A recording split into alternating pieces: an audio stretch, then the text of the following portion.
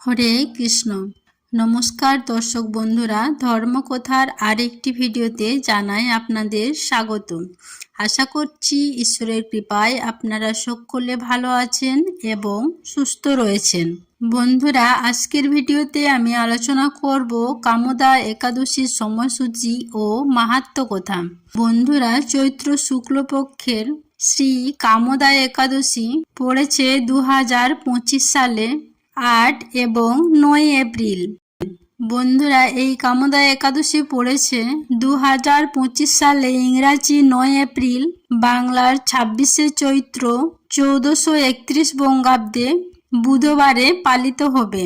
যে জায়গাগুলিতে 8ই এপ্রিল শ্রী কামদা একাদশী ব্রত পালিত হবে সেই জায়গাগুলি হলো দিল্লি, চেন্নাই, কলম্বো, নাগপুর, হায়দ্রাবাদ, বৃন্দাবন, বেঙ্গালোর, মুম্বাই, আহমেদাবাদ ও উধামপুর।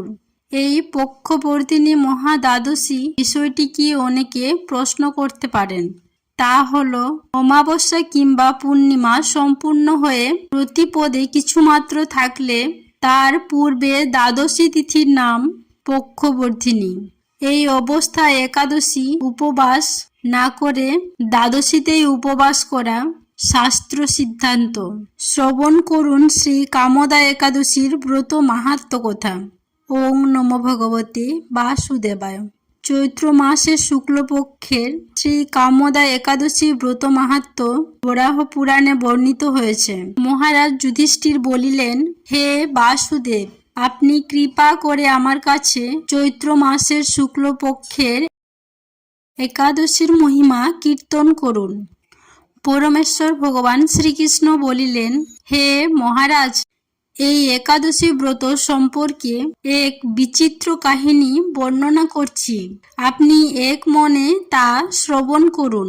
পূর্বে মহর্ষি বশিষ্ঠ মহারাজ দিলীপের কৌতূহল নিবারণের জন্য এই ব্রতকথা কীর্তন করেছিলেন।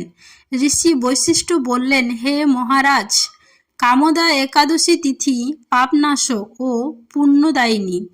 পূর্বকালে মনোরম নাগপুরে স্বর্ণ নির্মিত গৃহে বিষধর নাগেরা বাস করত।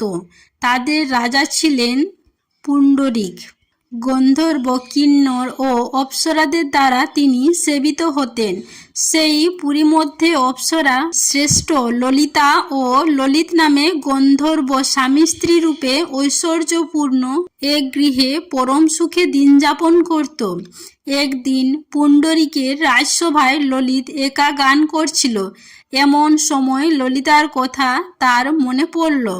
ফলে সঙ্গীতের স্বর, লয়, তাল, মানের বিপর্যয় ঘটল। কর্কট নামে এক নাগ ললিতের মনোভাব বুঝতে পারল।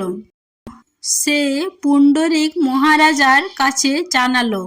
তা শুনে সর্পরাজ ক্রোধ ভরে কামাতুর ললিতকে বলল, হে দুর্মতি, তুমি রাক্ষস বলে অভিশাপ দান করল।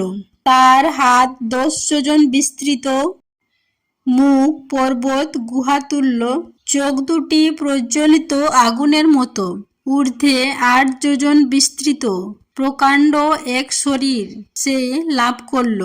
ললিতের এরকম রাক্ষস ভয়ঙ্কর শরীর দেখে ললিতা মহা দুঃখে চিন্তায় ব্যাকুল হলেন।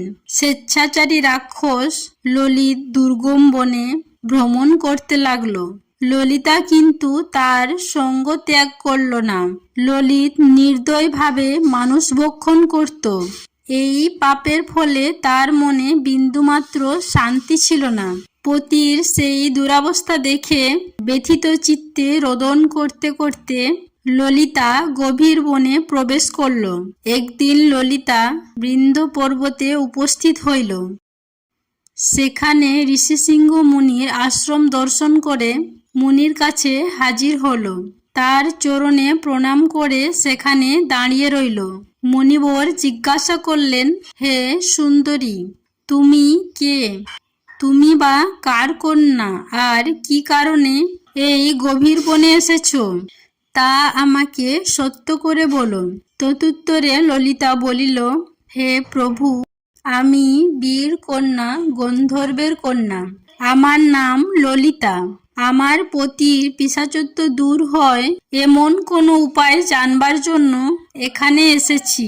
তখন ঋষি বললেন, চৈত্র মাসের শুক্লপক্ষের কামদা নামে যে একাদশী আছে, তুমি সেই ব্রত যথাবিধি পালন করো। এই ব্রতের পুণ্য ফল তোমার স্বামীকে অর্পণ করলে তৎক্ষণাৎ তার সমস্ত পাপ বিনষ্ট হবে। বশিষ্ঠ ঋষি বললেন, হে মহারাজ দিলীপ, মুনির কথা শুনে ললিতা আনন্দ সহকারে কামদা একাদশী পালন করল।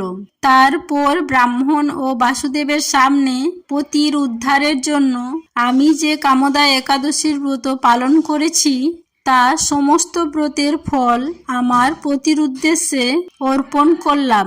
এই পুণ্যের প্রভাবে তার পিশাচত্ব দূর হোক। তথা উচ্চারণ মাত্রই ললিত সাপমুক্ত হয়ে দিব্যদেহ প্রাপ্ত হল। পুনরায় গন্ধর্ব দেহ লাভ করে ললিতার সাথে সে মিলিত হল। তারা পুষ্প বিমানে করে গন্ধর্বলোকে গমন করল। হে মহারাজ দিলীপ, এই ব্রত যত্ন সহকারে সকলেরই পালন করা কর্তব্য। এই ব্রত ব্রহ্মহত্যা, পাপ বিনাশক এবং পিশাচত্ব মোচনকারী।